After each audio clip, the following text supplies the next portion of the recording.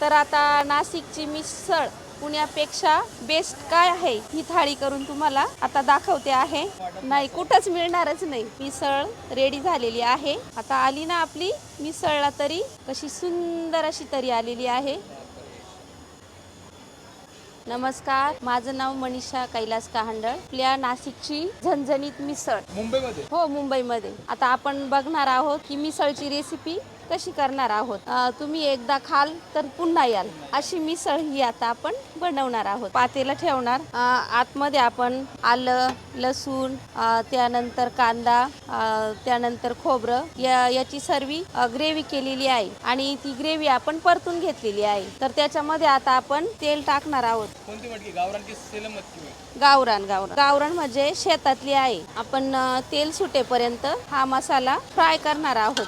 काय काय तुम्हाला काय वाटतं, पुण्याची मिसळ चांगली की नाशिकची? नाशिकचीच